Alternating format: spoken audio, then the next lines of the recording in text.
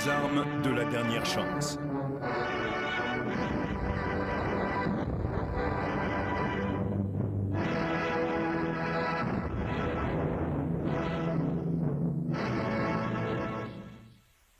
L'histoire de l'aviation connaît une étape importante en juillet 1944, lorsqu'un Mosquito de la RAF, l'un des rares avions alliés à pouvoir pénétrer facilement l'espace aérien allemand, fut abattu par un Messerschmitt 262 piloté par le lieutenant Alfred Schreiber, à qui revint l'honneur de la première victoire aérienne remportée à bord d'un jet. Si le Messerschmitt 262 était à la pointe de la technologie en 1944, il était l'aboutissement du long intérêt allemand pour la propulsion à réaction. Ainsi, l'Allemagne fit voler le premier avion à réaction de l'histoire, le Heinkel 178, le 24 août 1939. Il avait un réacteur de seulement 500 kg de poussée. En soi, le 178 n'était rien d'autre qu'une innovation technique sans potentiel militaire. Pour Heinkel, il avait pourtant démontré la possibilité du développement d'avions à réaction qui pourraient être employés au combat. Et il avait déjà entamé les études pour un chasseur biréacteur utilisant des moteurs bien plus puissants. Il en résulta le Heinkel 280 qui fut, à l'heure de son premier vol, le 2 avril 1941, sans doute le plus avancé des avions au monde. Avec deux réacteurs développant chacun plus de 700 kg de poussée, le Heinkel 280 réussit à atteindre la vitesse maximum de 770 km/h. L'installation de réacteurs améliorés aurait permis d'espérer une vitesse de 900 km/h.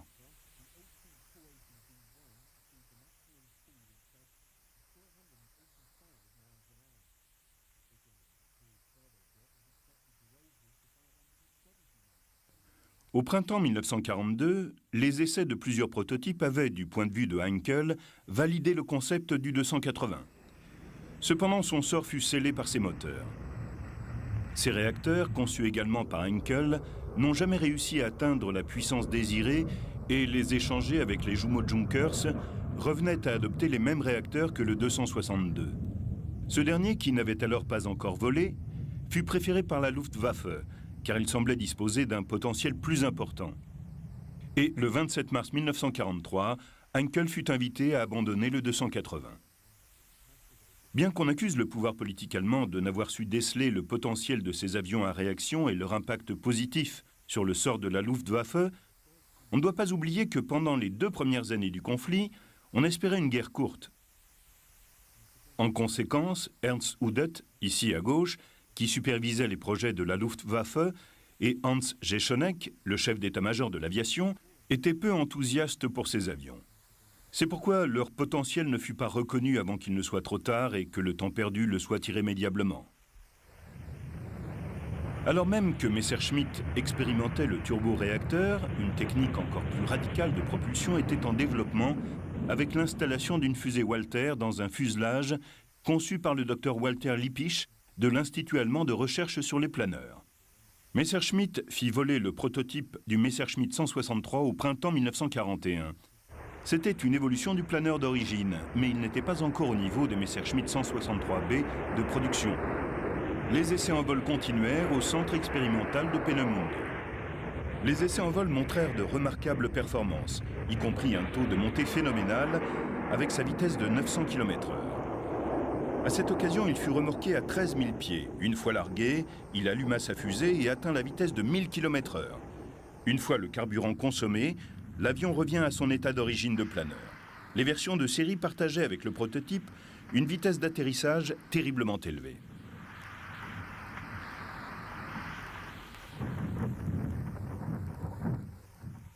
La version de série, le B, était une évolution logique du prototype A.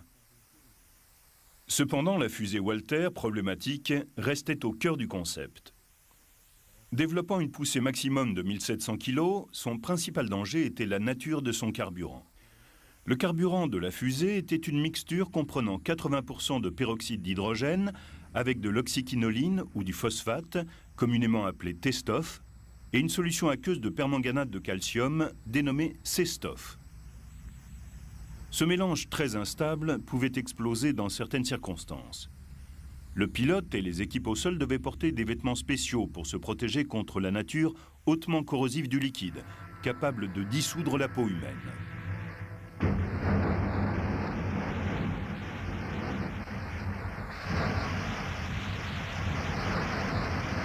Lors des essais au sol, le moteur était souvent refroidi par liquide.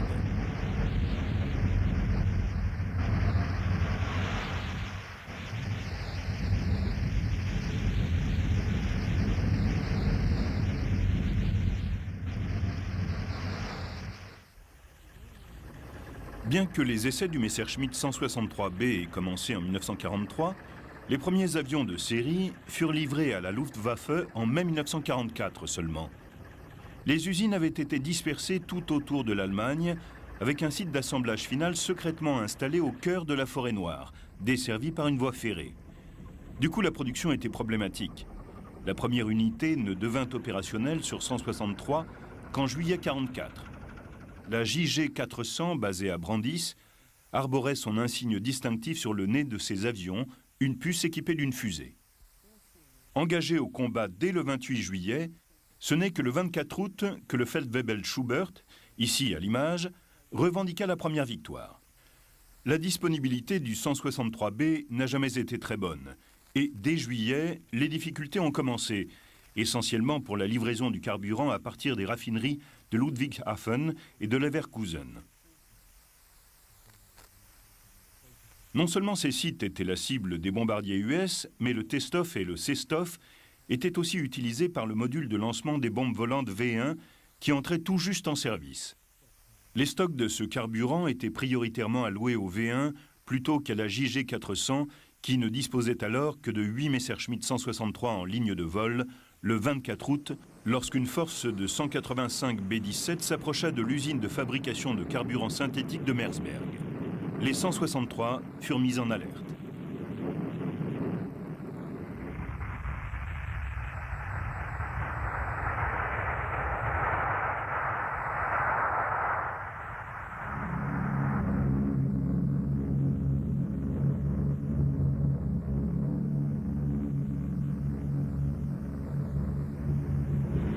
Ils grimpèrent rapidement à l'altitude et vers l'arrière de la formation de bombardiers.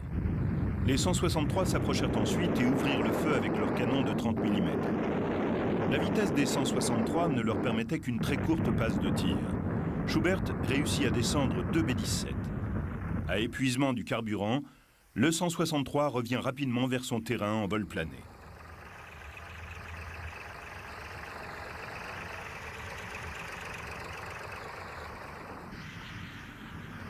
L'approche et l'atterrissage étaient effectués à très grande vitesse. Le petit ski escamotable sous le ventre de l'appareil ne se montrait pas très efficace. De nombreux pilotes furent blessés et même tués dans les dernières secondes de leur mission. Le Messerschmitt 263 se proposait d'améliorer ce point avec un train d'atterrissage plus conventionnel, mais ne put entrer en service avant la fin de la guerre.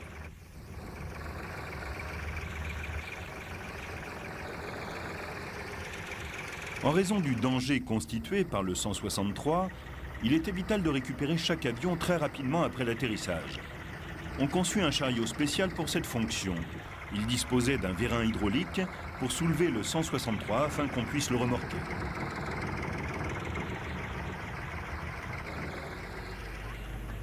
L'avion était soulevé suffisamment haut pour permettre aux mécaniciens de replacer le chariot de décollage et ainsi le Comet, tel qu'il était officiellement appelé, était prêt pour une nouvelle mission. On attendait beaucoup du 163, spécialement après ce qu'il avait démontré le 24 août. Mais ses espoirs furent déçus. Les 4 B-17 descendus le jour de sa première victoire aérienne furent ses seuls succès. Après les raids américains contre les raffineries produisant l'été et Sestov en septembre, le carburant produit après fut alloué exclusivement au V1 et les 163 de la JG 400 se retrouvèrent délaissés et cloués au sol, privés du carburant qui leur aurait permis de prendre l'air. Le 163 a bien été le concept d'avion de chasse le plus extrême à être entré en service pendant la Seconde Guerre mondiale. Acclamé par beaucoup en Allemagne et au-delà comme le plus formidable avion de combat de la Seconde Guerre mondiale, le Messerschmitt 262 représentait un grand espoir pour la Luftwaffe. La première cellule de 262 a volé dès 1941, mais avec un moteur à piston. Il fallut attendre le mois de mars de l'année suivante pour que le premier prototype puisse voler avec ses réacteurs BMW et un moteur à piston. Le prototype V3 devient le premier à disposer d'une autre motorisation, les réacteurs jumeaux bien plus puissants. Afin de disposer d'une indispensable piste en dur, le 262 fut transféré à Leipheim pour les tests. Et le 18 juillet 1942, il vola pour la première fois avec ses seuls réacteurs. Le V3 commence son roulage. Aux commandes, Fritz Wendel, pilote d'essai de Messerschmitt. Inquiet de savoir comment la queue de son appareil pouvait prendre la ligne de vol, Wendel se servit des freins avec précaution pour forcer l'arrière du fuselage à se soulever. Quelques secondes plus tard, le 262 était en vol.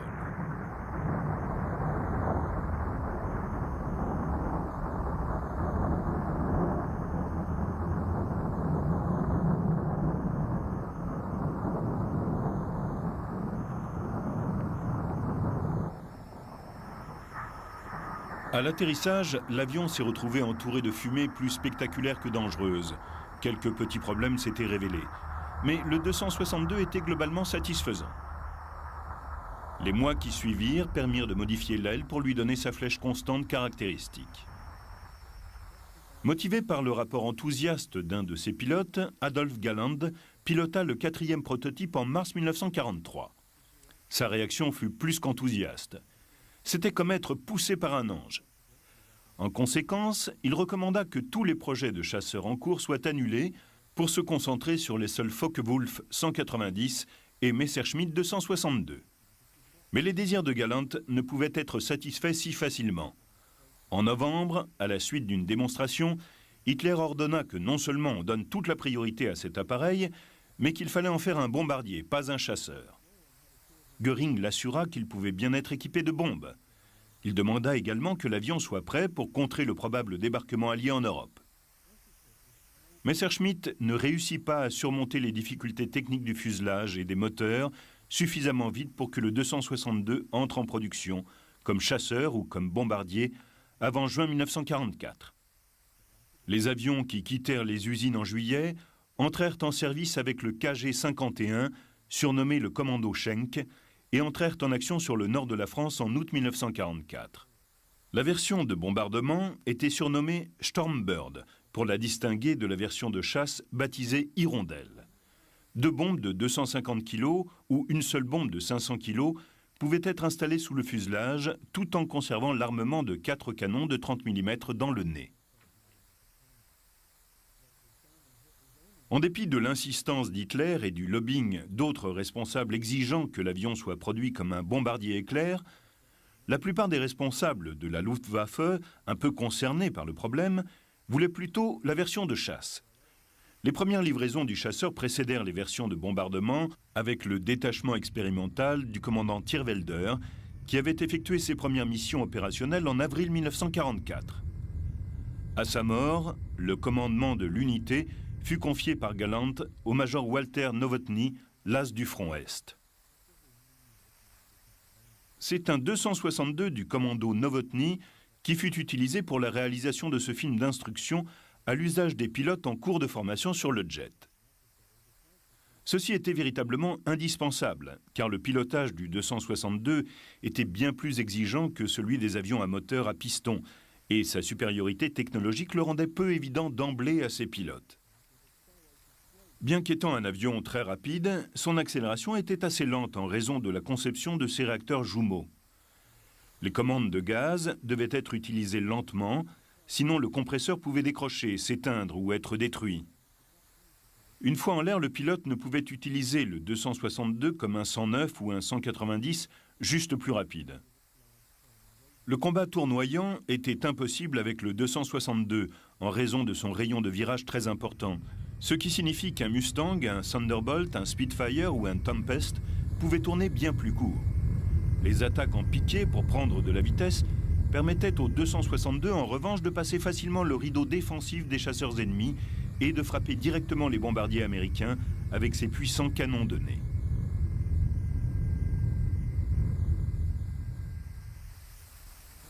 Il a déjà été fait mention des problèmes rencontrés par Junker et Messerschmitt avec les moteurs jumeaux, mais il est nécessaire de remonter un peu dans le temps pour avoir une compréhension claire des problèmes qu'ont dû affronter ces deux compagnies dans leur tentative de mise en service du Messerschmitt 262 en quantité significative. Bien que l'importance du Messerschmitt 262 pour le futur de la Luftwaffe ait été reconnue dès le 2 juin 1943, avec l'autorisation du lancement du nouvel appareil comme chasseur, cette décision s'est trouvée confrontée aux problèmes techniques rencontrés sur cet avion et ses moteurs. On peut mesurer l'importance de ces problèmes en notant que 6 mois après cette décision, seulement 23 cellules de Messerschmitt 262 avaient été construites et qu'aucune n'avait jamais volé en raison du manque de moteur. Junker avait également d'importantes difficultés à surmonter et devait faire face à la fois à ces problèmes techniques, mais aussi à la pression de ceux qui avaient besoin de ces moteurs pour commencer à produire en quantité non seulement le Messerschmitt 262, mais aussi le bombardier Arado 234. Au centre des soucis de Junker avec son réacteur, il y avait les problèmes liés à la situation déclinante de l'Allemagne en guerre et face à laquelle la compagnie était impuissante. Le Jumo 004 était à cette époque le plus avancé de tous les réacteurs existants alors. Véritable chef-d'œuvre, il exigeait une construction de grande qualité avec des matériaux spéciaux et rares, capables de supporter les énormes contraintes thermiques produites par un réacteur. Le nickel et le chrome, qui n'étaient plus disponibles en Allemagne en 1944, en faisaient partie. À leur place, Junker devait utiliser des métaux moins adaptés ou utiliser les matériaux stratégiques encore en stock en faible quantité, avec parcimonie. Par exemple, dans des circonstances normales, la chambre de combustion aurait dû être construite en aluminium. Mais avec la pénurie de ce métal, Junker fut obligé de la concevoir en acier recouvert d'une fine couche d'alu à l'intérieur pour lui permettre d'en supporter la chaleur. En conséquence, les réacteurs 004 n'avaient une durée de vie que d'environ 10 heures. Le compresseur avait également une tendance à décrocher très rapidement. L'alimentation en carburant des deux moteurs était délicate à régler. Si l'essence arrivait trop rapidement dans la turbine, le réacteur s'étouffait. Ces nombreux problèmes étaient au cœur des soucis de la Luftwaffe, incapable de déployer le 262 en quantité suffisante. L'insistance d'Hitler à employer cet avion comme bombardier et non pas comme chasseur est considérée comme ayant eu une incidence sur ces problèmes, mais sans en être la cause.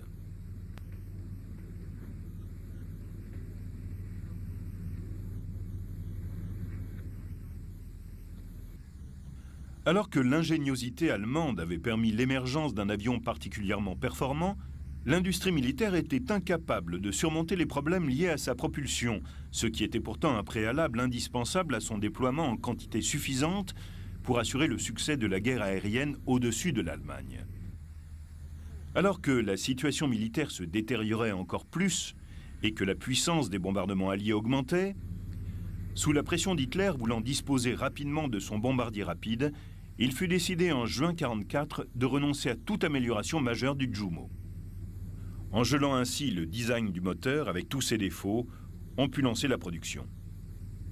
Cette décision permit de voir les premières livraisons à la Luftwaffe avec 28 Messerschmitt 262A reçus en juin, 59 en juillet, seulement 20 en août, 91 en septembre et 117 en octobre. Au total, la Luftwaffe en avait reçu 315 au début du mois de novembre. Mais pratiquement tous les 262 construits alors étaient prévus pour être des chasseurs bombardiers. Hitler ne voulait pas changer d'avis. Dans le mois qui a suivi sa nomination, le nouveau chef d'état-major de la Luftwaffe pressa Hitler de permettre aux 262 de devenir un chasseur pur. La seule concession du Führer fut d'autoriser la construction d'un chasseur tous les 20 appareils produits. Ceci était inacceptable pour le général Kreipe, et ce fut la cause de sa démission en septembre. Ce ne fut qu'en novembre que Hitler finalement recula et donna l'autorisation de lancer la production des 262 de chasse, mais dans son obstination, il insista pour que chaque avion soit capable d'emporter au moins une bombe de 250 kg. La situation à ce moment-là était si mauvaise pour la Luftwaffe que Messerschmitt passa outre la consigne.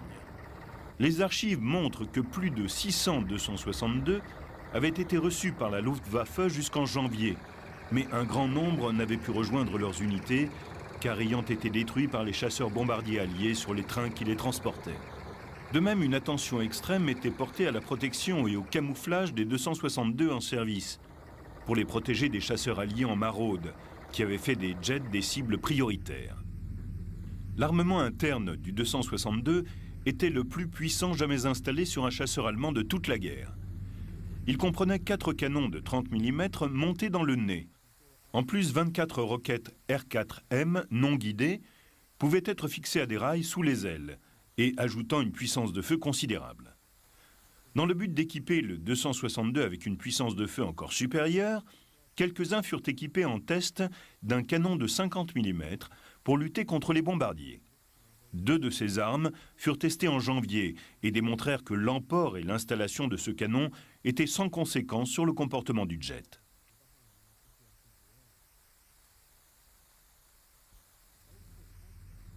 Basé à Akmer, près de la frontière belge, Novotny était trop près des bases aériennes alliées pour employer le nouveau chasseur sans risque d'interception. Les chasseurs alliés découvrirent bien vite que le 262 était terriblement vulnérable au décollage et à l'atterrissage. Et c'est pourquoi des avions de protection Messerschmitt 109 et Focke-Wulf 190 furent mis en place autour des aérodromes. Galland était en visite à Akmer pour discuter avec Novotny lorsque le jeune commandant et as de la chasse fut tué. Le 8 décembre 1944, il décolla avec son 262 pour attaquer les bombardiers US. Son avion fut touché et Novotny tenta de regagner sa base. Mais il fut engagé par des Mustangs avec seulement un moteur encore en état. Son 262 plongea et explosa au sol. Enfant chéri de la propagande, on lui fit des funérailles nationales. Mort à l'âge de 24 ans avec un score total de 258 victoires aériennes, il est le pilote possédant le 5e plus haut score de toute l'histoire de l'aviation. Son unité fut dissoute et reformée comme JG-7. Le 262 fut engagé au combat jusqu'à la fin de la guerre. Et c'est en mars 1945 qu'il connut son utilisation maximum. Le 18, 37 Messerschmitt 262 engagèrent 1221 bombardiers escortés par 632 chasseurs qui avaient Berlin pour cible. 12 bombardiers et 2 chasseurs furent descendus par les jets qui utilisaient la roquette R4M pour la première fois. Le dernier jour de mars, les 262 détruisirent 14 bombardiers et 2 chasseurs sans aucune perte. Dans le sud de l'Allemagne, la JG-44, l'unité spéciale commandée par Adolf Galland, connut également son lot de combats depuis Munich-Rhein. Alors que 1200 262 avaient été livrés à la Luftwaffe jusqu'en avril, moins de 200 étaient en unité de première ligne.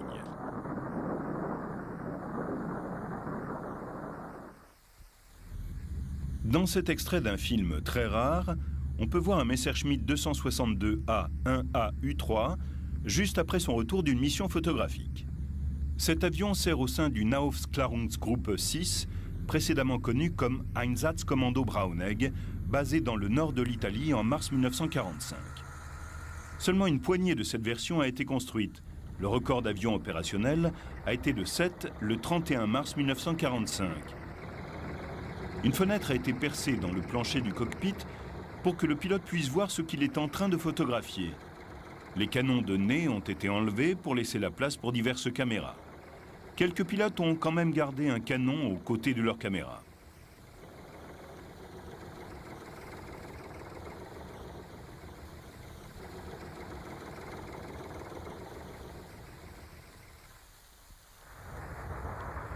L'Arado 234 a été le premier bombardier à réaction opérationnelle. Ses performances dans des missions de reconnaissance fin 44, début 45 avaient démontré combien ses concepteurs avaient raison de le baptiser l'éclair. Il était en effet capable de traverser l'espace aérien allié en toute impunité. Il fut construit pour satisfaire une spécification de 1940 pour un avion de reconnaissance très rapide. Le prototype arriva en 1943 avec des ailes hautes et un fuselage si étroit qu'il empêchait l'installation d'un train d'atterrissage conventionnel. La variante présentée ici est plus récente. En l'absence d'un train escamotable, Arado reçut un chariot à 3 roues qui était fixé sous l'avion. Mais ce n'était pas très pratique de lever l'appareil pour le poser sur son chariot. Lors des premiers essais, le 234 décolla avec le chariot fixé comme on l'observe sur ces images.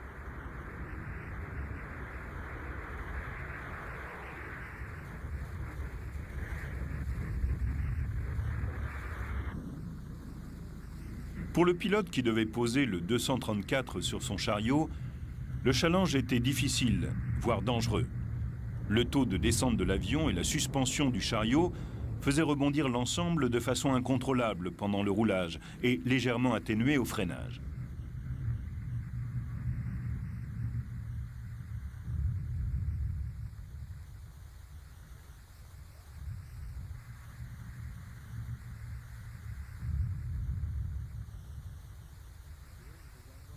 Au bout de la piste, le pilote perd le contrôle. L'avion se couche et s'abîme dans l'herbe.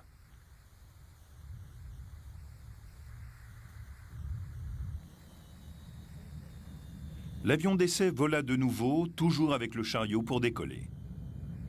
Lorsque la vitesse de décollage est atteinte, le pilote le largue. À ce moment-là, un parachute se déploie pour casser la vitesse du chariot et l'empêcher de rebondir. Les décollages avec chariot furent effectués également avec 2 fusées Walter afin d'augmenter la puissance. Elles brûlaient pendant 30 secondes et permettaient au 234 d'effectuer une montée initiale plus rapide et d'éviter toute collision avec son chariot. Une fois en l'air, le 234 démontre sa vitesse qui le rend très difficile à intercepter par les chasseurs alliés.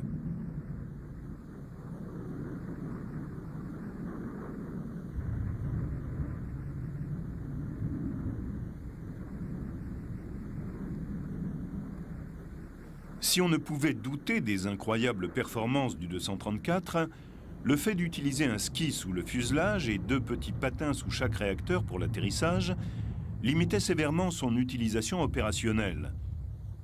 On finit par accepter le fait que le 234 devait être repensé afin de recevoir un train d'atterrissage conventionnel.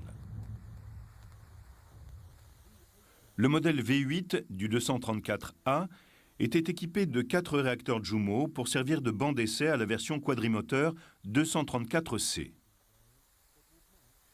Il devait disposer du même fuselage que le B, mais avec 2 réacteurs de plus. Le 8e prototype du 234 fut le premier à être produit avec les spécifications de la version B. Il fut conçu avec un fuselage sensiblement plus large, avec un train d'atterrissage solide, mais assez étroit. Il effectua son premier vol le 10 mars 1944. Le 234B devint la première version opérationnelle livrée au Sonderkommando Gotz en septembre 1944. Les avions de cette unité furent utilisés au-dessus du sud de l'Angleterre. Dans le même temps, 2 234A, encore équipés de skis, avaient justifié leur capacité de reconnaissance en survolant les plages du débarquement de Normandie, sans être interceptés. La version de bombardement effectue ses premières missions avec le KG-76 pendant l'offensive des Ardennes et le raid contre le pont de Remagen au tout début de 1945. La plupart des 274 avions construits furent des modèles B. Les Messerschmitt 262 et les Arado 234, quelles qu'en soient les versions, furent les plus remarquables appareils à entrer en service pendant la Seconde Guerre mondiale. Quand les Alliés s'emparèrent des bureaux d'études des constructeurs aéronautiques allemands, ils y découvrirent énormément de projets de jets et de nombreuses idées qui trouvèrent leurs applications dans les premiers avions d'après-guerre.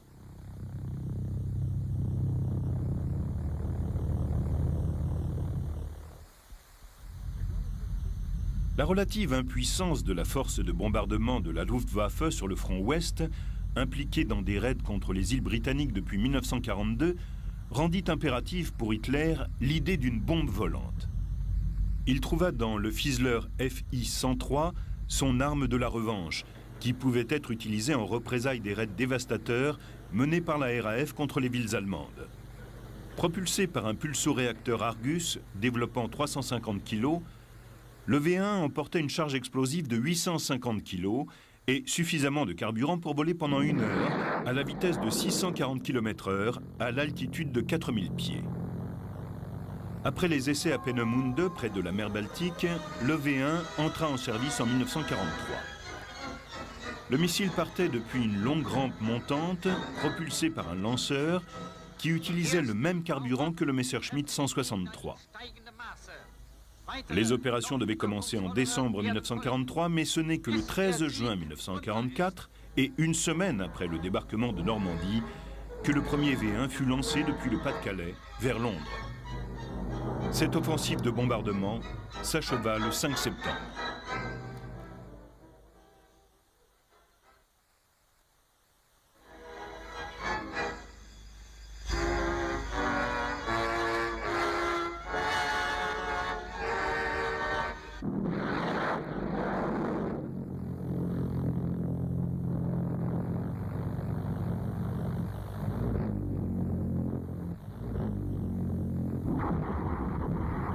Le premier missile à atteindre les environs de Londres s'écrasa dans un terrain vague.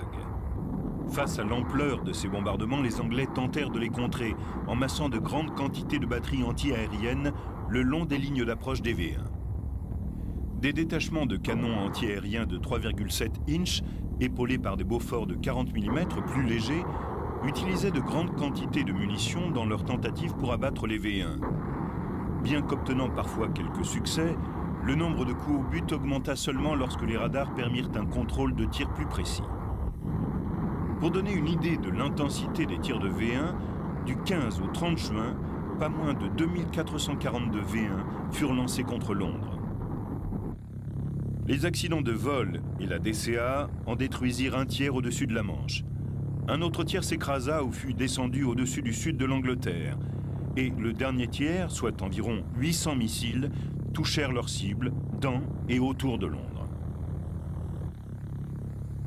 Pour les habitants du sud de l'Angleterre et de Londres, l'arrivée des V1 était signalée par le ronflement grandissant du pulsoréacteur Argus. Les Anglais finirent d'ailleurs par baptiser le V1 Buzz Bomber. L'impact psychologique de cette arme était renforcé par son comportement aléatoire. Le V1 ne touchait le sol qu'à épuisement de son carburant, celui-ci étant signalé par un silence soudain juste avant l'impact, suivi d'une énorme explosion.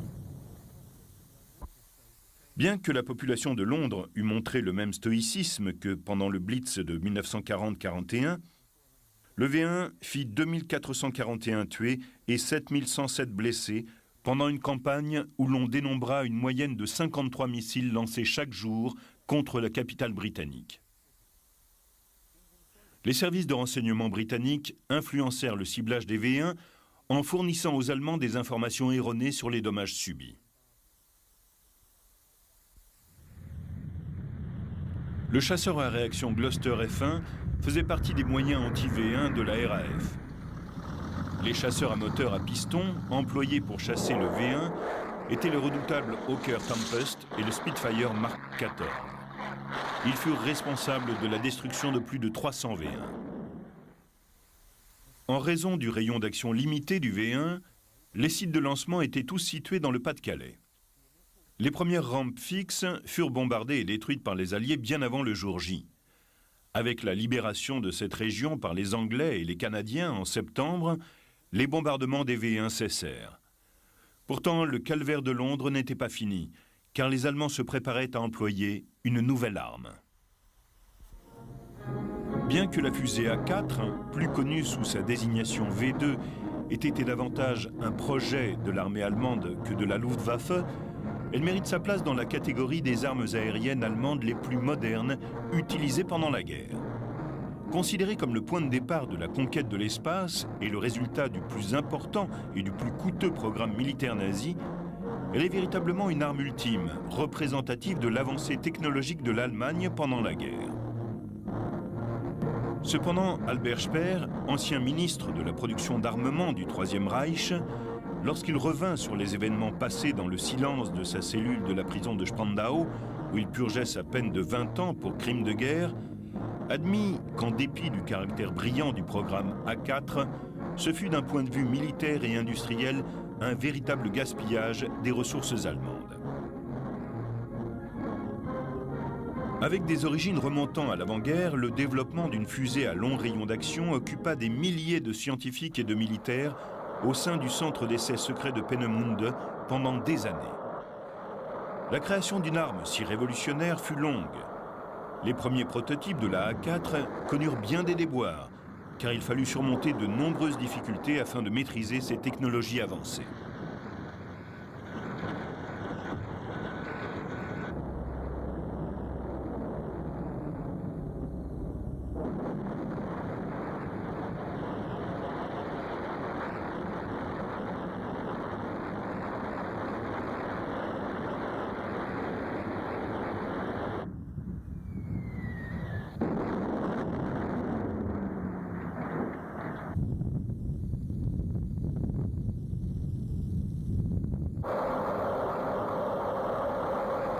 Le premier lancement réussi d'une fusée A4 eut lieu à partir du pas de tir 7 de Peenemünde, le 3 octobre 1942. La fusée s'éleva vers le ciel en passant le mur du son pendant son ascension et alla s'abîmer en mer à 200 km au large. L'avancement du développement continua et les essais permirent de fiabiliser la fusée. Hitler, très sceptique au départ, commença à entrevoir le potentiel opérationnel de cette fusée à longue portée. En juillet 1943, avec la A4, alors considérée comme l'une des armes de la revanche avec laquelle il serait possible de frapper l'Angleterre, Hitler exigea de l'industrie allemande qu'elle se lance dans l'audacieux pari de produire pas moins de 900 de ces fusées par mois. L'emploi de matériaux précieux, d'électronique, d'une ingénierie compétente et d'une main-d'œuvre massive consacrée à ce projet ponctionna évidemment les ressources de l'économie de guerre allemande, alors qu'à cette époque, il était déjà devenu difficile de mettre en service des armes plus conventionnelles et pourtant indispensables. L'importance du projet attira l'attention des SS, et ce fut sous leur autorité qu'une importante usine souterraine fut construite par des déportés dans les montagnes de Nordhausen, en Allemagne, afin de produire en masse le V2. Un grand nombre de composants les plus sophistiqués de la fusée, comme les gyroscopes, les systèmes de contrôle, les réservoirs de carburant et les éléments du système de guidage, furent confiés à des sous-traitants possédant les compétences nécessaires. Ils étaient ensuite acheminés pour l'assemblage final. L'intégration de tant d'éléments exigeait un processus continu d'essai et de contrôle pour s'assurer que la fusée quittait l'usine, prête à être lancée. Le premier tir opérationnel d'une fusée V2 eut lieu dans l'après-midi du 8 septembre 1944. Elle s'abattit sur Chiswick, dans la banlieue ouest de Londres. L'explosion de la tonne d'explosifs de la charge de la fusée fit 3 morts et 17 blessés. La fusée avait été lancée depuis La Haye, en Hollande. Utilisant un système de lancement mobile, il était difficile aux Alliés de les attaquer, et une fois en l'air, la fusée était invulnérable. Dans les 7 mois qui suivirent, les Allemands lancèrent 1054 fusées contre Londres, tuant ainsi 2700 personnes. Les Alliés ne gaspillèrent pas leur temps à tenter de contrer ces fusées, et contrairement à ce qu'espérait Hitler, elles n'eurent aucun impact sur le déroulement de la guerre. Voici comment cette arme était déployée et lancée. Tout commence avec un V2 en cours d'assemblage final. Les techniciens travaillant sur l'arrière du missile utilisent des équipements de test pour s'assurer de l'état du moteur fusée avant de finaliser le montage. Les essais à ce stade de l'assemblage sont vitaux, car une fois le fuselage refermé sur la fusée, il devient impossible à l'équipe de lancement d'y accéder en cas de problème. Un Faune 4 et 2 Zugmaschinen remorquent le réservoir de carburant d'oxygène liquide.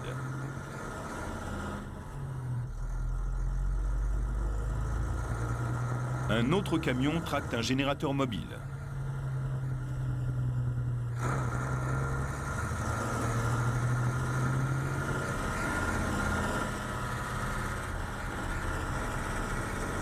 Le camion Faune, tractant le réservoir LOX, est facilement reconnaissable grâce aux émanations d'oxygène s'échappant par l'arrière du gros réservoir.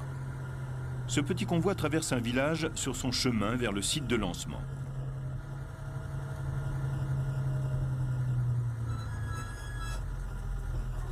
Le V2 est volumineux. Il était très vulnérable lors des déplacements ferroviaires entre le centre d'assemblage et le front. Le temps que les Allemands commencent à lancer les V2 à partir de La Haye, les Alliés étaient déjà en Europe et avançaient à travers la Belgique vers la Hollande. Le réseau entier de routes et de voies ferrées au nord de l'Allemagne et les Pays-Bas, toujours utilisé par la Wehrmacht, était sous surveillance constante et attaqué par les chasseurs bombardiers alliés. C'est pour cette raison que beaucoup, si ce n'est tous les V2 envoyés vers le front, étaient camouflés. Ceux vus avec de grandes marques noires et blanches sont des fusées expérimentales et ce film a été tourné à des fins d'instruction.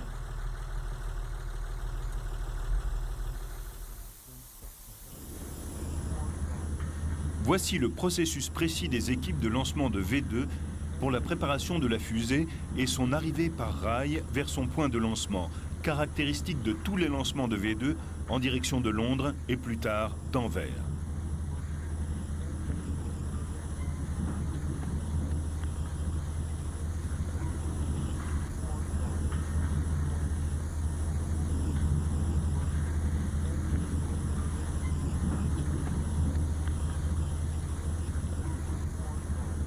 Avec une grue mobile, la fusée est déchargée et installée sur une remorque spécialement conçue. On note l'absence de la charge explosive, qui est transportée bien évidemment à part.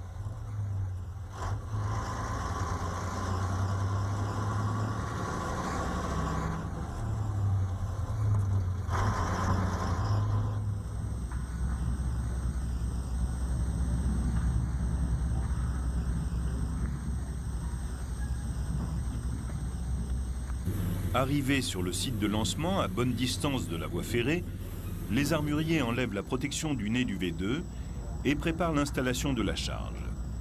Elle se trouve dans son propre conteneur qui est installé en haut de la fusée grâce à une chaîne et un palan.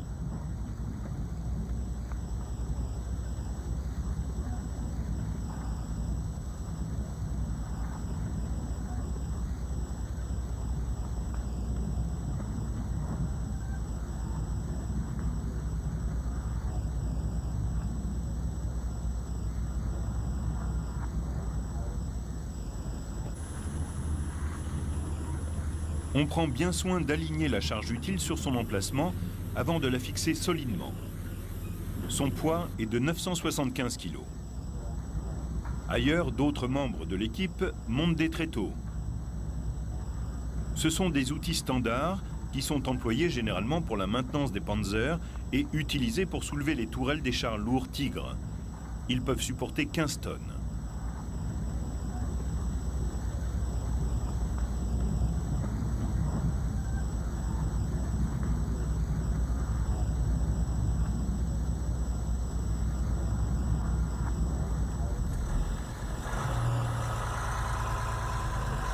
La charge militaire enfin à sa place, le Faune soulève le V2.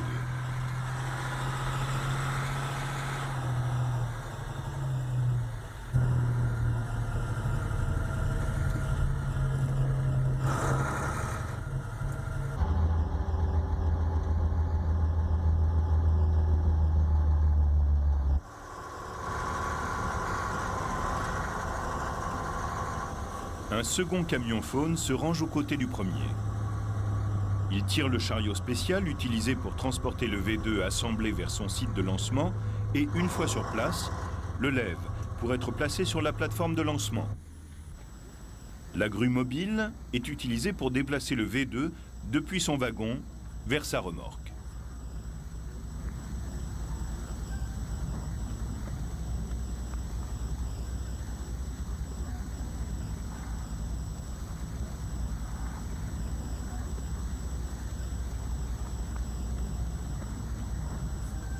La lenteur du déplacement de la fusée d'une remorque à l'autre est une indication de la délicatesse utilisée par les équipes qui manipulent le missile.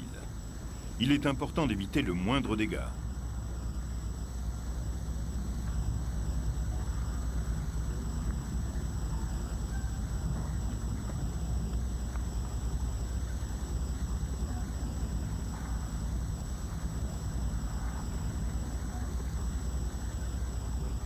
De grandes précautions sont prises par l'équipe pour verrouiller le V2 sur son berceau. La charge installée, mais sans carburant à bord, tout est organisé afin d'éviter un accident. La fusée est sécurisée sur la structure de sa remorque.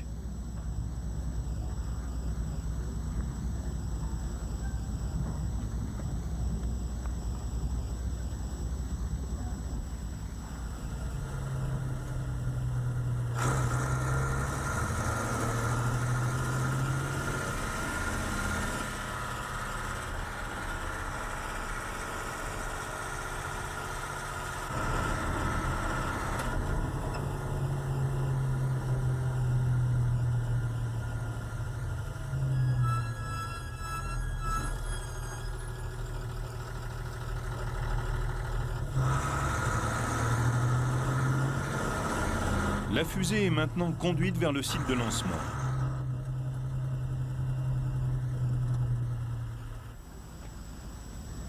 Près de la voie ferrée, un autre détachement en charge du remplissage du carburant de la fusée arrive pour connecter la pompe qui permet le transfert de l'oxygène liquide depuis le wagon-citerne vers le réservoir mobile fixé sur un camion et qui doit rejoindre le site de lancement.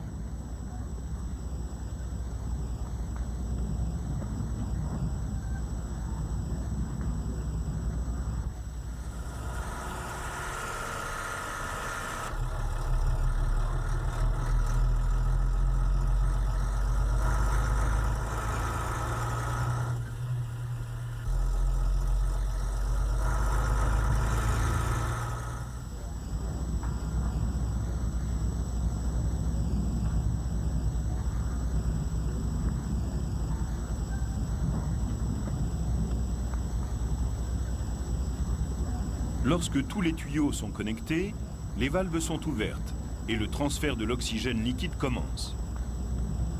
La température très basse du liquide est repérable avec ces tuyaux blanchis et les vapeurs qui s'en échappent.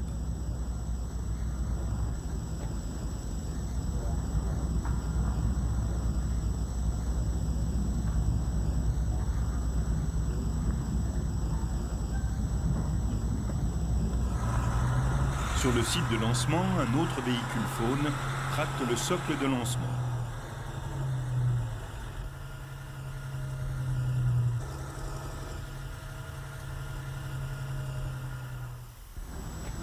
Les équipes commencent à préparer le lanceur.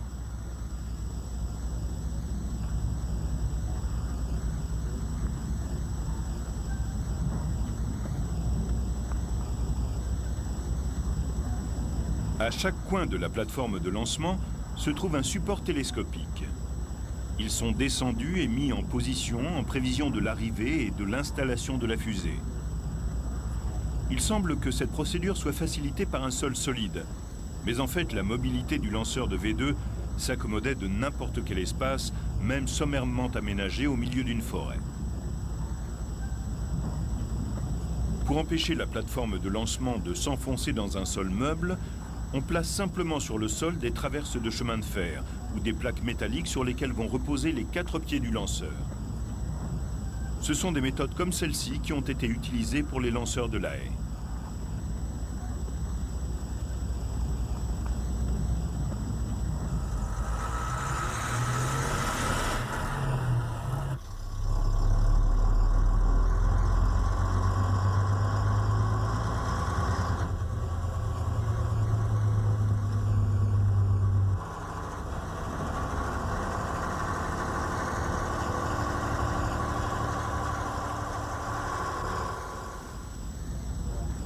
Avant de lancer la fusée, des techniciens placent un berceau spécial sur le nez. Il a pour fonction de permettre les derniers ajustements de la charge militaire juste avant le lancement.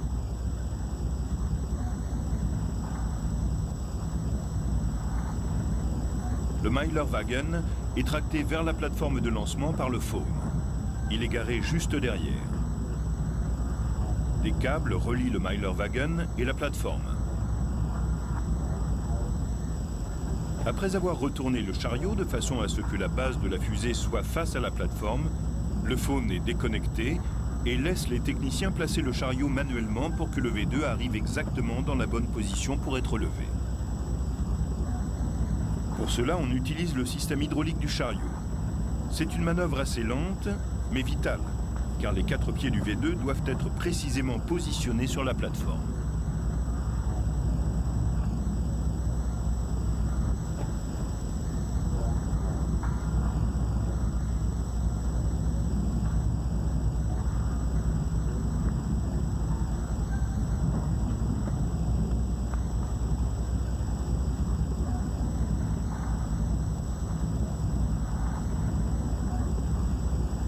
Très lentement, la bombe volante V2 se soulève et atteint sa position verticale avec beaucoup de précautions.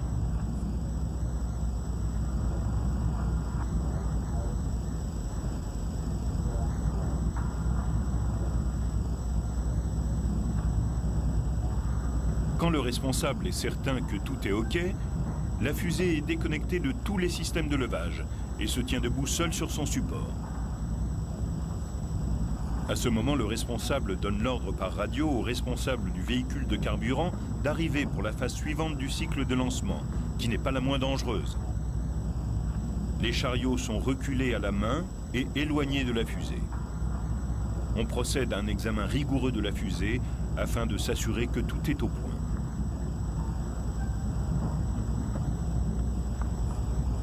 Les ingénieurs civils responsables du lancement utilisent leur théodolite pour s'assurer que le missile est correctement aligné à la verticale, car une très légère déviation peut affecter la trajectoire de la fusée, et donc son efficacité.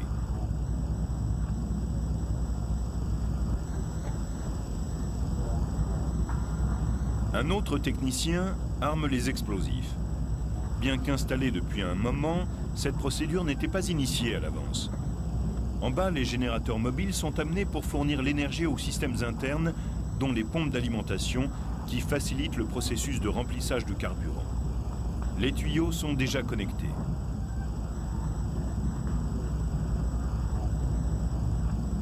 Les réserves d'oxygène liquide du V2 ont une capacité de 5,5 tonnes et le mélange comporte également plus de 4 tonnes d'alcool et 180 kg de peroxyde d'hydrogène afin de fournir les 24 tonnes de poussée nécessaires au décollage de la fusée.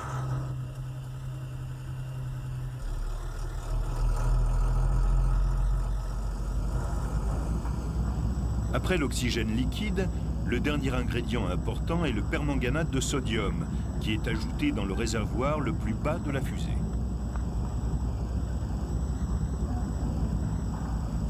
L'étape suivante consiste à installer les systèmes d'allumage.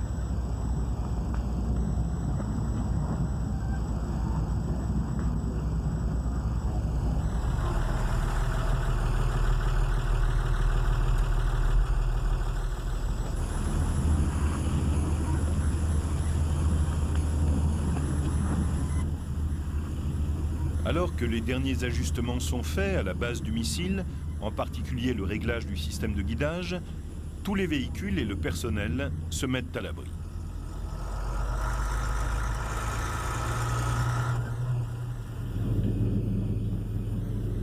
Les systèmes d'allumage sont installés dans le Venturi et connectés. Le V2 est prêt pour le lancement. Le lancement est effectué depuis une variante blindée du Half-Track de 8 tonnes.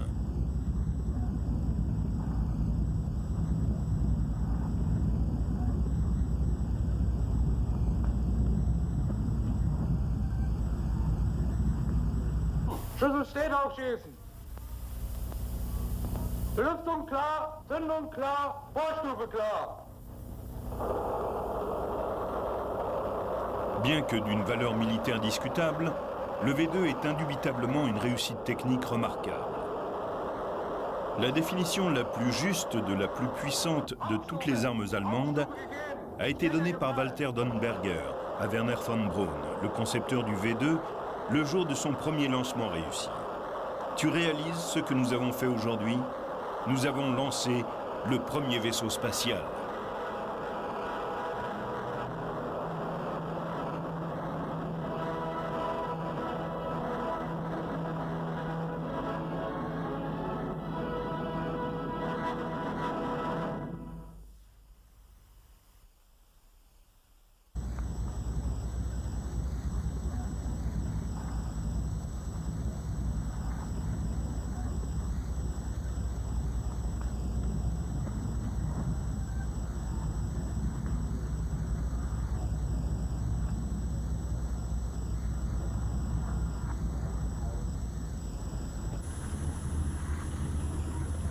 On prend bien soin d'aligner la charge utile sur son emplacement avant de la fixer solidement. Son poids est de 975 kg. Ailleurs, d'autres membres de l'équipe montent des tréteaux. Ce sont des outils standards qui sont employés généralement pour la maintenance des Panzers et utilisés pour soulever les tourelles des chars lourds Tigre. Ils peuvent supporter 15 tonnes.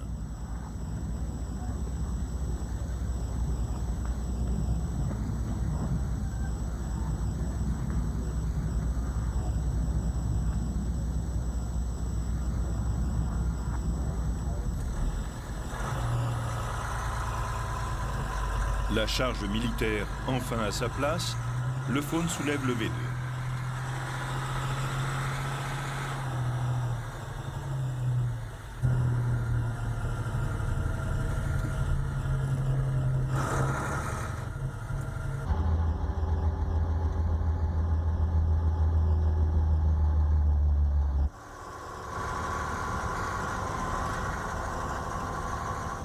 Un second camion Faune se range aux côtés du premier.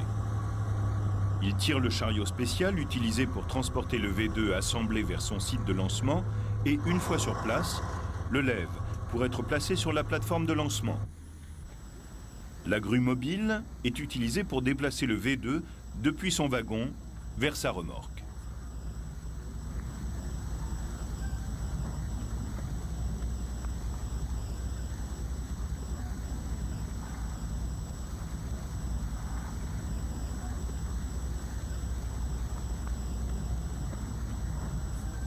La lenteur du déplacement de la fusée d'une remorque à l'autre est une indication de la délicatesse utilisée par les équipes qui manipulent le missile.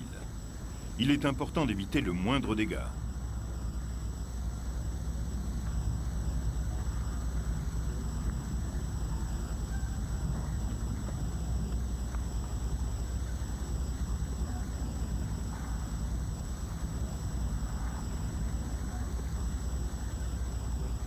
De grandes précautions sont prises par l'équipe pour verrouiller le V2 sur son berceau. La charge installée, mais sans carburant à bord, tout est organisé afin d'éviter un accident. La fusée est sécurisée sur la structure de sa remorque. Et elle a s'abîmer en mer à 200 km au large. L'avancement du développement continua et les essais permirent de fiabiliser la fusée. Hitler, très sceptique au départ, commença à entrevoir le potentiel opérationnel de cette fusée à longue portée. En juillet 1943, avec la A4, alors considérée comme l'une des armes de la revanche avec laquelle il serait possible de frapper l'Angleterre, Hitler exigea de l'industrie allemande qu'elle se lance dans l'audacieux pari de produire pas moins de 900 de ces fusées par mois. L'emploi de matériaux précieux, d'électronique, d'une ingénierie compétente et d'une main-d'œuvre massive consacrée à ce projet ponctionna évidemment les ressources de l'économie de guerre allemande, alors qu'à cette époque, il était déjà devenu difficile de mettre en service des armes plus conventionnelles et pourtant indispensables. L'importance du projet attira l'attention des SS, et ce fut sous leur autorité qu'une importante usine souterraine fut construite par des déportés dans les montagnes de Nordhausen, en Allemagne, afin de produire en masse le V2. Un grand nombre de composants les plus sophistiqués de la fusée, comme les gyroscopes, les systèmes de contrôle, les réservoirs de carburant et les éléments du système de guidage, furent confiés à des sous-traitants possédant les compétences nécessaires. Ils étaient ensuite acheminés pour l'assemblage final. L'intégration de tant d'éléments exigeait un processus continu d'essai et de contrôle pour s'assurer que la fusée quittait l'usine, prête à être lancée. Le premier tir opérationnel d'une fusée V2 eut lieu dans l'après-midi du 8 septembre 1944. Elle s'abattit sur Chiswick, dans la banlieue ouest de Londres. L'explosion de la tonne d'explosifs de la charge de la fusée fit 3 morts et 17 blessés.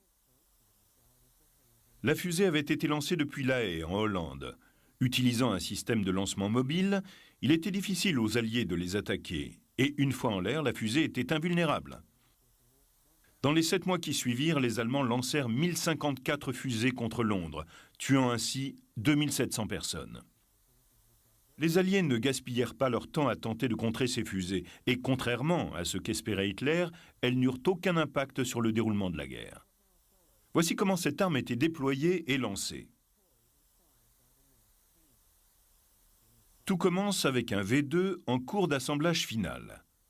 Les techniciens travaillant sur l'arrière du missile utilisent des équipements de test pour s'assurer de l'état du moteur fusée avant de finaliser le montage. Les essais à ce stade de l'assemblage sont vitaux, car une fois le fuselage refermé sur la fusée, il devient impossible à l'équipe de lancement d'y accéder en cas de problème. Un Faun 4 et 2 Zugmaschinen remorquent. Lors des essais au sol, le moteur était souvent refroidi par liquide.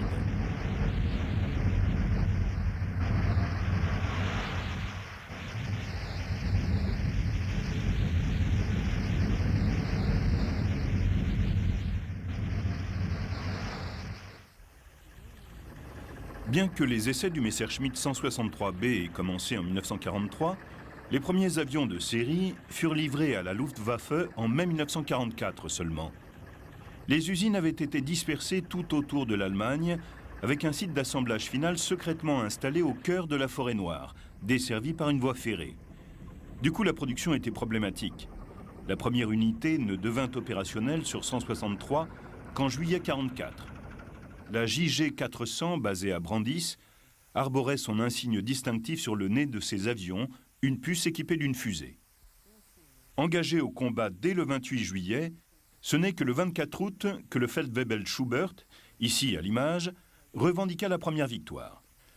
La disponibilité du 163B n'a jamais été très bonne, Et dès juillet, les difficultés ont commencé, essentiellement pour la livraison du carburant à partir des raffineries de Ludwigshafen et de Leverkusen. Non seulement ces sites étaient la cible des bombardiers US, mais le T-Stoff et le C-Stoff étaient aussi utilisés par le module de lancement des bombes volantes V1 qui entrait tout juste en service. Les stocks de ce carburant étaient prioritairement alloués au V1 plutôt qu'à la JG400 qui ne disposait alors que de 8 Messerschmitt 163 en ligne de vol le 24 août, lorsqu'une force de 185 B-17 s'approcha de l'usine de fabrication de carburant synthétique de Mersberg. Les 163 furent mis en alerte.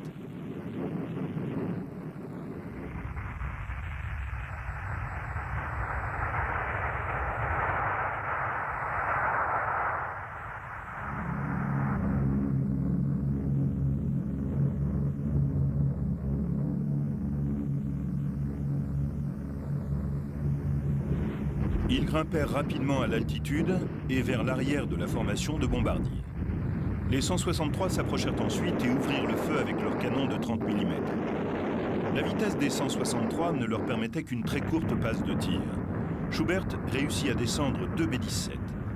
À épuisement du carburant, le 163 revient rapidement vers son terrain en vol plané.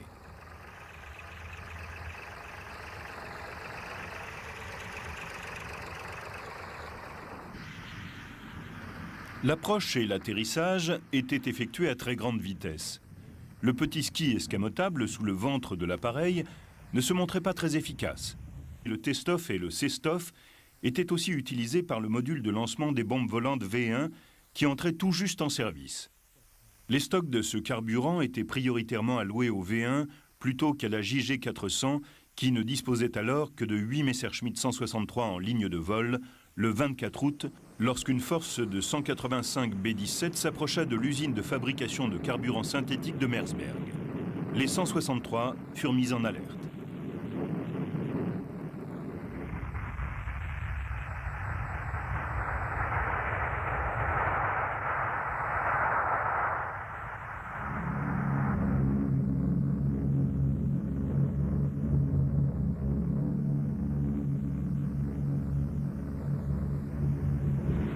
Ils grimpèrent rapidement à l'altitude et vers l'arrière de la formation de bombardiers. Les 163 s'approchèrent ensuite et ouvrirent le feu avec leurs canons de 30 mm. La vitesse des 163 ne leur permettait qu'une très courte passe de tir. Schubert réussit à descendre 2 B-17. À épuisement du carburant, le 163 revient rapidement vers son terrain en vol plané.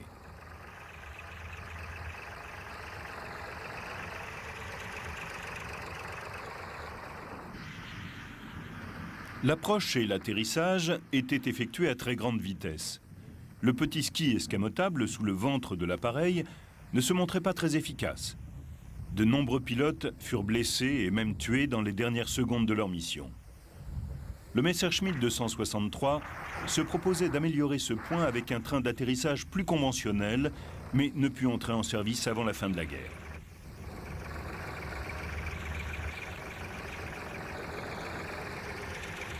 En raison du danger constitué par le 163, il était vital de récupérer chaque avion très rapidement après l'atterrissage.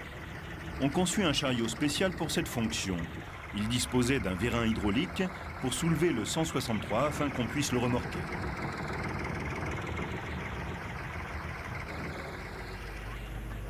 L'avion était soulevé suffisamment haut pour permettre aux mécaniciens de replacer le chariot de décollage et ainsi le Comet, tel qu'il était officiellement appelé, était prêt pour une nouvelle mission.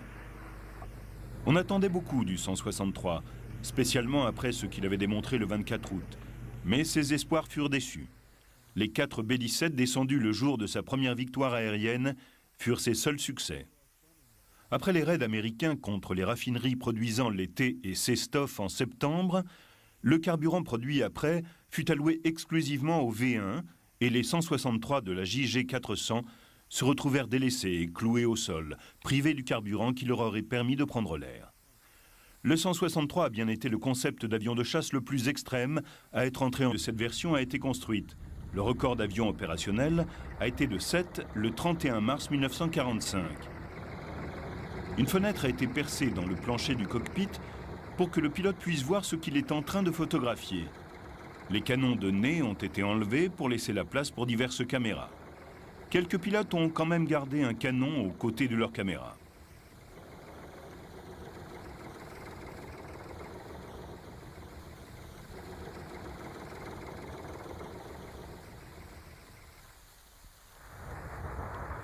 L'Arado 234 a été le premier bombardier à réaction opérationnelle.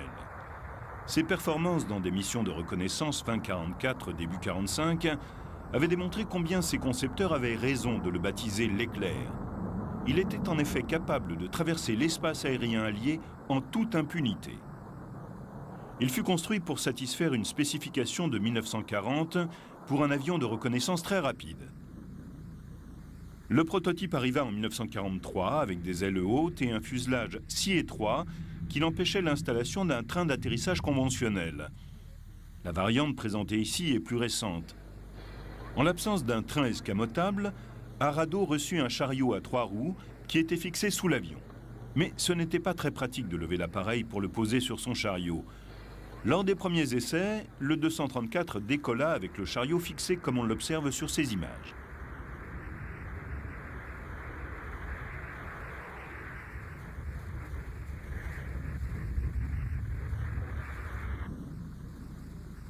Pour le pilote qui devait poser le 234 sur son chariot, le challenge était difficile, voire dangereux. Le taux de descente de l'avion et la suspension du chariot faisaient rebondir l'ensemble de façon incontrôlable pendant le roulage et légèrement atténué au freinage.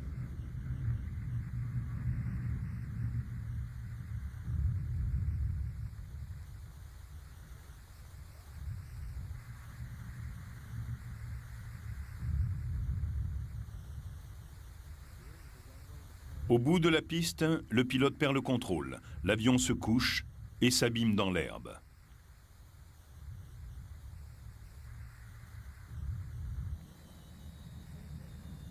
L'avion d'essai vola de nouveau, toujours avec le chariot pour décoller.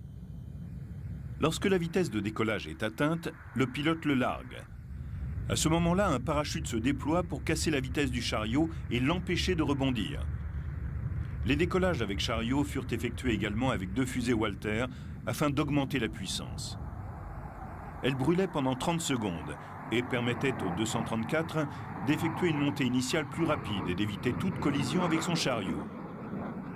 Une fois en l'air, place un berceau spécial sur le nez. Il a pour fonction de permettre les derniers ajustements de la charge militaire juste avant le lancement.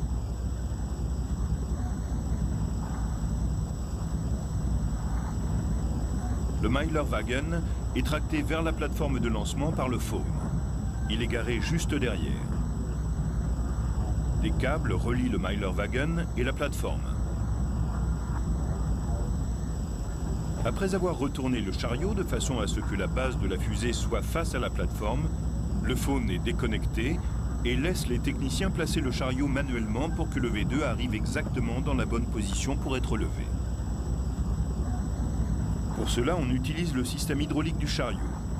C'est une manœuvre assez lente, mais vitale, car les 4 pieds du V2 doivent être précisément positionnés sur la plateforme.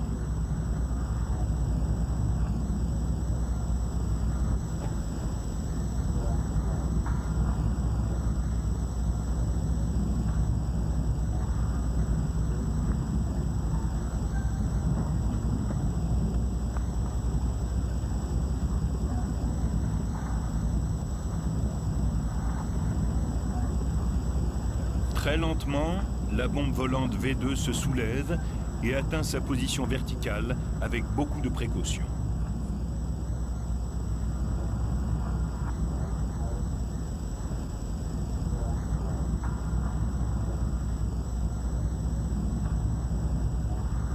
Quand le responsable est certain que tout est OK, la fusée est déconnectée de tous les systèmes de levage et se tient debout seule sur son support. À ce moment, le responsable donne l'ordre par radio au responsable du véhicule de carburant d'arriver pour la phase suivante du cycle de lancement, qui n'est pas la moins dangereuse. Les chariots sont reculés à la main et éloignés de la fusée. On procède à un examen rigoureux de la fusée afin de s'assurer que tout est au point.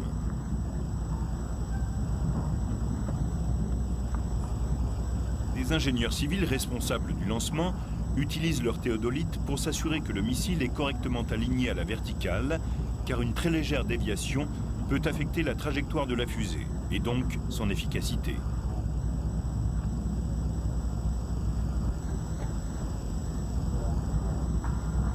Un autre technicien arme les explosifs. Bien qu'installée depuis un moment, cette procédure n'était pas initiée à l'avance.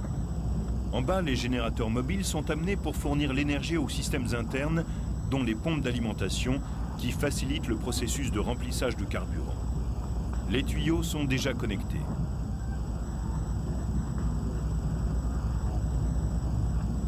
Les réserves d'oxygène. Une fenêtre a été percée dans le plancher du cockpit pour que le pilote puisse voir ce qu'il est en train de photographier. Les canons de nez ont été enlevés pour laisser la place pour diverses caméras. Quelques pilotes ont quand même gardé un canon aux côtés de leur caméra.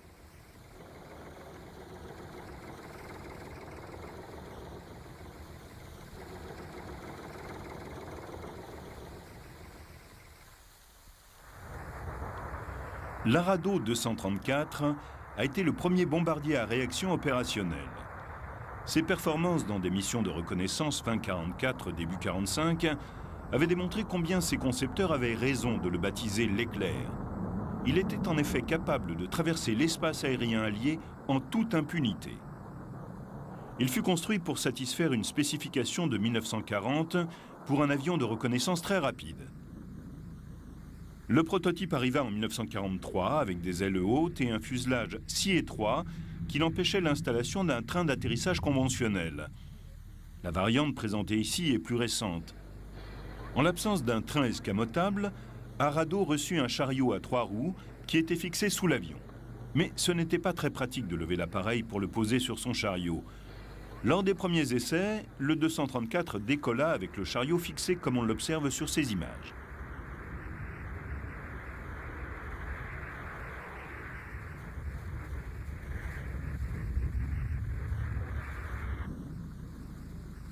Pour le pilote qui devait poser le 234 sur son chariot, le challenge était difficile, voire dangereux. Le taux de descente de l'avion et la suspension du chariot faisaient rebondir l'ensemble de façon incontrôlable pendant le roulage et légèrement atténué au freinage.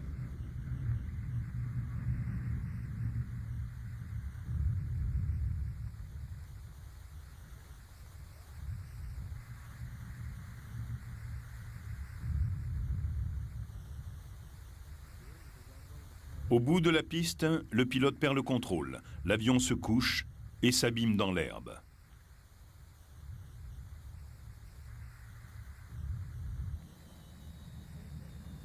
L'avion d'essai vola de nouveau, toujours avec le chariot pour décoller. Lorsque la vitesse de décollage est atteinte, le pilote le largue. À ce moment-là, un parachute se déploie pour casser la vitesse du chariot et l'empêcher de rebondir. Les décollages avec chariot furent effectués également avec 2 fusées Walter afin d'augmenter la puissance. Elles brûlaient pendant 30 secondes et permettaient au 234 d'effectuer une montée initiale plus rapide et d'éviter toute collision avec son chariot. Une fois en l'air, le 234 démontre sa vitesse qui le rend très difficile à intercepter par les chasseurs alliés.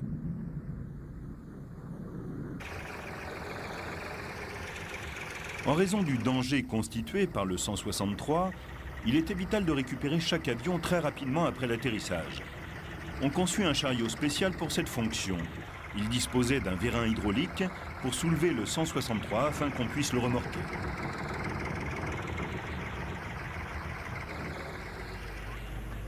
L'avion était soulevé suffisamment haut pour permettre aux mécaniciens de replacer le chariot de décollage et ainsi le Comet, tel qu'il était officiellement appelé, était prêt pour une nouvelle mission. On attendait beaucoup du 163, spécialement après ce qu'il avait démontré le 24 août. Mais ses espoirs furent déçus. Les 4 B-17 descendus le jour de sa première victoire aérienne furent ses seuls succès. Après les raids américains contre les raffineries produisant les T et C-Stoff en septembre, le carburant produit après fut alloué exclusivement au V1 et les 163 de la JG400 se retrouvèrent délaissés et cloués au sol, privés du carburant qui leur aurait permis de prendre l'air. Le 163 a bien été le concept d'avion de chasse le plus extrême à être entré en service pendant la Seconde Guerre mondiale. Acclamé par beaucoup en Allemagne et au-delà comme le plus formidable avion de combat de la Seconde Guerre mondiale, le Messerschmitt 262 représentait un grand espoir pour la Luftwaffe. La première cellule de 262 a volé dès 1941, mais avec un moteur à piston. Il fallut attendre le mois de mars de l'année suivante pour que le premier prototype puisse voler avec ses réacteurs BMW et un moteur à piston. Le prototype V3 devient le premier à disposer d'une autre motorisation, les réacteurs jumeaux bien plus puissants. Afin de disposer d'une indispensable piste en dur, le 262 fut transféré à Leipheim pour les tests. Et le 18 juillet 1942, il vola pour la première fois avec ses seuls réacteurs. Le V3 commence son roulage. Aux commandes, Fritz Wendel, pilote d'essai de Messerschmitt. Inquiet de savoir comment la queue de son appareil pouvait prendre la ligne de vol, Wendel se servit des freins avec précaution pour forcer l'arrière du fuselage à se soulever. Quelques secondes plus tard, le 262 était en vol.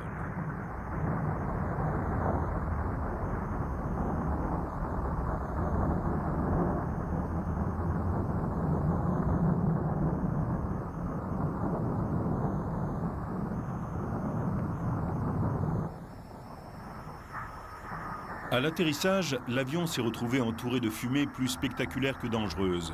Quelques petits problèmes s'étaient révélés. Mais le 262 était globalement satisfaisant. Les mois qui suivirent permirent de modifier l'aile pour lui donner sa flèche constante caractéristique. Le 262 fut engagé au combat jusqu'à la fin de la guerre. Et c'est en mars 1945 qu'il connut son utilisation maximum. Le 18, 37 Messerschmitt 262 engagèrent 1221 bombardiers, escortés par 632 chasseurs qui avaient Berlin pour cible. 12 bombardiers et 2 chasseurs furent descendus par les jets qui utilisaient la roquette R4M pour la première fois. Le dernier jour de mars, les 262 détruisirent 14 bombardiers et 2 chasseurs sans aucune perte. Dans le sud de l'Allemagne, la JG-44, l'unité spéciale commandée par Adolf Galland, connut également son lot de combats depuis Munich-Rhein. Alors que 1200-262 avaient été livrés à la Luftwaffe jusqu'en avril, moins de 200 étaient en unité de première ligne.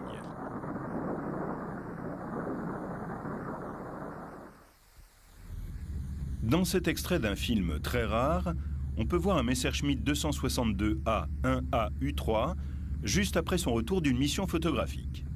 Cet avion sert au sein du Nahof-Klärungsgruppe 6, précédemment connu comme Einsatzkommando Braunegg, basé dans le nord de l'Italie en mars 1945.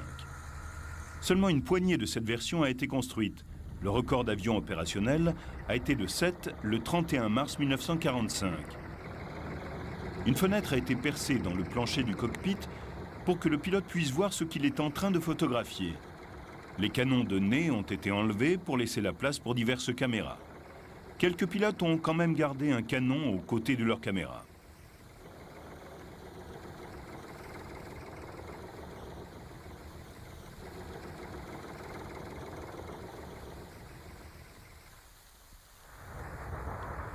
L'Arado 234 a été le premier bombardier à réaction opérationnelle. Ses performances dans des missions de reconnaissance fin 44, début 45 avaient démontré combien ses concepteurs avaient raison de le baptiser l'éclair. Il était en effet capable de traverser l'espace aérien allié en toute impunité. Il fut construit pour satisfaire une spécification de 1940 pour un avion de reconnaissance très rapide. Le prototype arriva en 1943 avec des ailes hautes et un fuselage si étroit qu'il empêchait l'installation d'un train d'atterrissage conventionnel. La variante présentée ici est plus récente. En l'absence d'un train escamotable, Arado reçut un chariot à 3 roues qui était fixé sous l'avion. Mais ce n'était pas très pratique de lever l'appareil pour le poser sur son chariot. Lors des premiers essais, le 234 décolla avec le chariot fixé comme on l'observe sur ces images.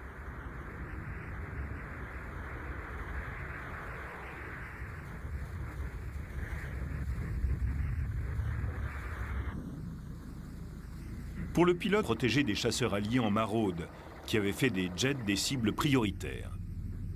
L'armement interne du 262 était le plus puissant jamais installé sur un chasseur allemand de toute la guerre. Il comprenait 4 canons de 30 mm montés dans le nez. En plus, 24 roquettes R4M non guidées pouvaient être fixées à des rails sous les ailes et ajoutant une puissance de feu considérable. Dans le but d'équiper le 262 avec une puissance de feu encore supérieure, quelques-uns furent équipés en test d'un canon de 50 mm pour lutter contre les bombardiers.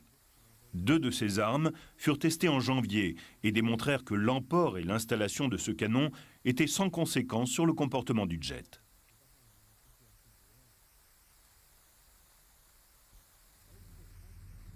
Basé à Akmer, près de la frontière belge, Novotny était trop près des bases aériennes alliées pour employer le nouveau chasseur sans risque d'interception.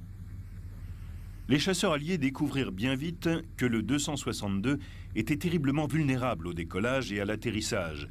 Et c'est pourquoi des avions de protection Messerschmitt 109 et Focke-Wulf 190 furent mis en place autour des aérodromes. Galland était en visite à Akmer pour discuter avec Novotny lorsque le jeune commandant et as de la chasse fut tué. Le 8 décembre 1944, il décolla avec son 262 pour attaquer les bombardiers US. Son avion fut touché et Novotny tenta de regagner sa base. Mais il fut engagé par des Mustangs avec seulement un moteur encore en état. Son 262 plongea et explosa au sol. Enfant chéri de la propagande, on lui fit des funérailles nationales. Mort à l'âge de 24 ans avec un score total de 258 victoires aériennes, il est le pilote possédant le 5e plus haut score de toute l'histoire de l'aviation. Son unité fut dissoute et reformée comme JG-7. Le 262 fut engagé au combat jusqu'à la fin de la guerre. Et c'est en mars 1945 qu'il connut son utilisation maximum.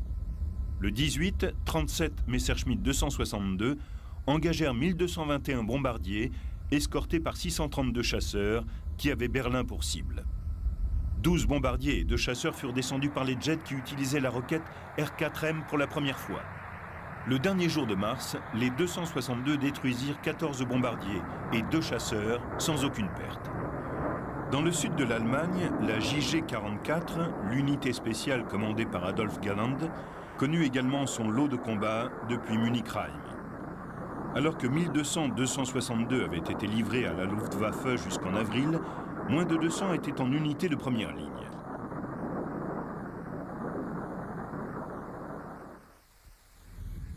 Dans cet extrait d'un film très rare, on peut voir un Messerschmitt 262A, 200 km au large. L'avancement du développement continua et les essais permirent de fiabiliser la fusée. Hitler, très sceptique au départ, commença à entrevoir le potentiel opérationnel de cette fusée à longue portée.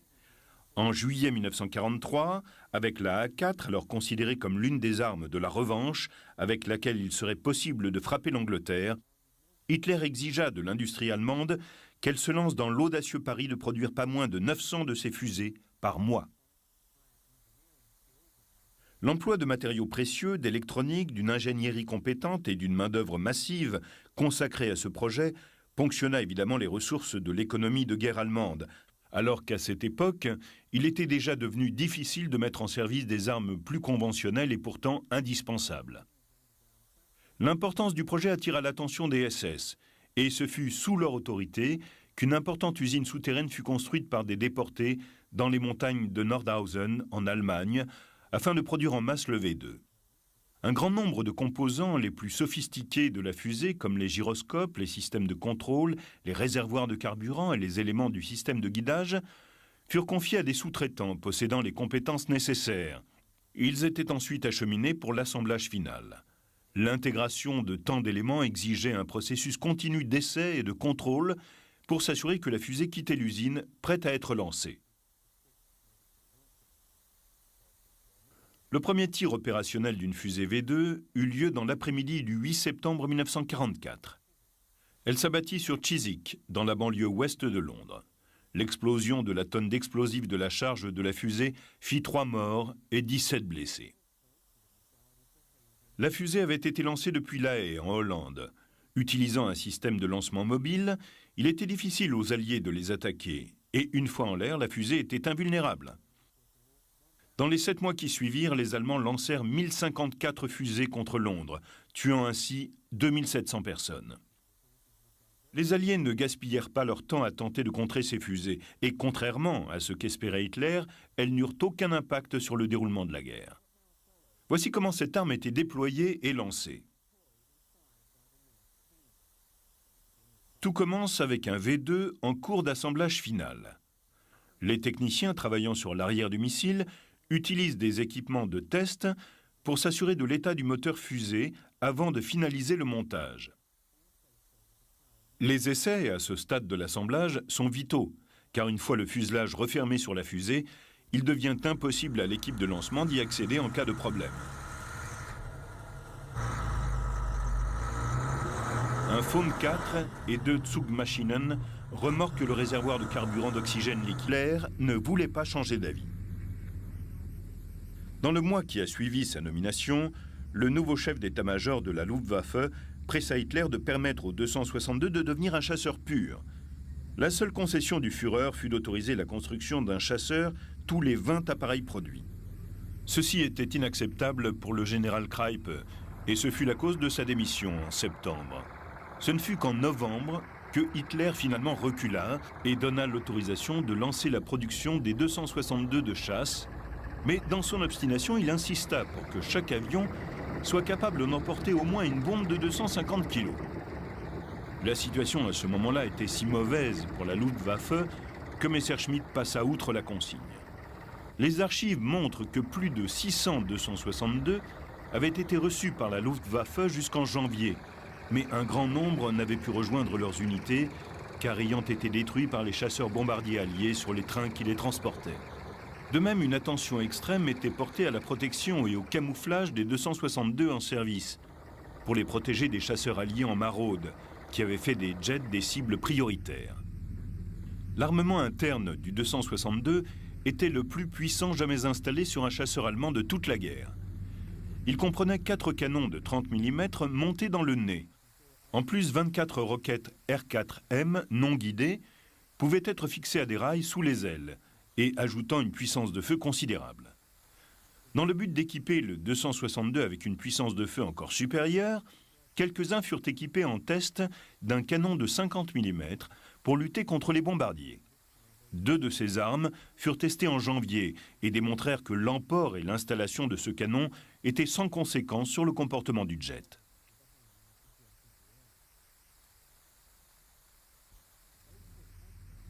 Basé à Akmer, près de la frontière belge, Novotny était trop près des bases aériennes alliées pour employer le nouveau chasseur sans risque d'interception. Les chasseurs alliés découvrirent bien vite que le 262 était terriblement vulnérable au décollage et à l'atterrissage. Et c'est pourquoi des avions de protection Messerschmitt 109 et Focke-Wulf 190 furent mis en place autour des aérodromes. Galland était en visite à Akmer pour discuter avec Novotny lorsque le jeune commandant et as de la chasse fut tué. Le 8 décembre 1944, il décolla avec son 262 pour attaquer les bombardiers US. Son avion fut touché et Novotny tenta de regagner sa base. Mais il fut engagé par des Mustangs avec seulement un moteur encore en état. Son 262 plongea et explosa au sol. Enfant chéri de la propagande, on lui fit des funérailles nationales. Mort à l'âge de 24 ans avec un score total de 258 victoires aériennes, il est le pilote